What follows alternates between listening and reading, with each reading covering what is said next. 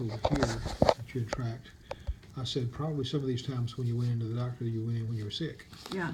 Okay. So you go when you're sick, you're having a fever. Yeah. So for someone who's impaired, fever this might be a normal temp. Yeah, and I kept saying I have a... 99.6. Yeah. Okay. But you had times down to 96.7, 97.5, 97.5, 97.7. Anything below 98.2 is a marker of being low thyroid.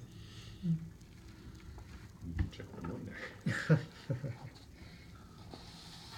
It's just a marker of metabolic inefficiency. This is fun.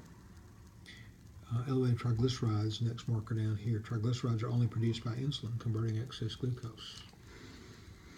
And I have it's high always, triglycerides. it's just one of your markers, and so that's always a marker of high insulin. Now it's exacerbated with low thyroid or with higher androgens, which you really don't have, because even your high is just low mid-range. Right. So you said anything lower than 98.2? Yeah. Okay, it's slightly lower. A few times. Well, several times, 97s. So, yeah, all of those are low thyroid markers, if you will, with those Probably fever when I was times sick. or what. Yeah.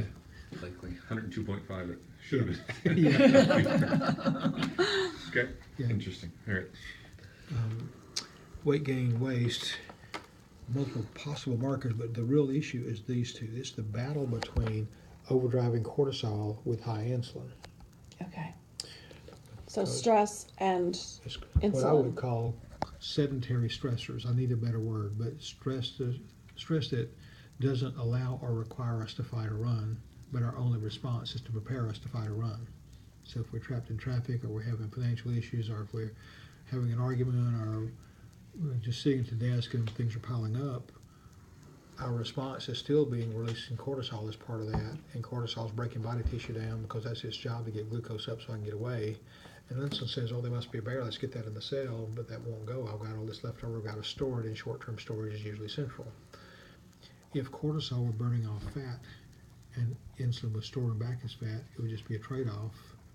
But insulin only stores as fat, and cortisol is not discriminate. There's a barrier, so it burns off muscle and bone and fat and brain and guts and skin. And so we're losing muscle over time, converting it to fat, and only muscle burns calories, so we start getting softer and then a little bit heavier. A lot of that's central. Okay. Anxious is low progesterone coupled with high stress and low thyroid. Decreased stamina, same as the energy things up here. Lowered androgen effect, weakened adrenal, low thyroid effect. So this is the grid you can read across at any point in time. Yeah. It's just how that's two. So 20 years from now, if you have some different symptom, you could come back to this and say, okay, this is what's involved in that process. Right. There's a fourth part to this report. ZRT has both MDs and NDs on staff. Every lab, as it completes, goes into a queue, hits the computer screen, somebody dictates about it. Some of them talk about the numbers, some are somewhat interpretive. I decided years ago not to read it, to give you my interpretation, but that's part of your report. So there's comments here, Okay. so we don't know who, they don't sign it or anything. What's an ND? ND is naturopathic physician. Oh, okay. Several states, about 16 states, license MDs the same as any other practitioners. Alabama's not one of the ones that does that, so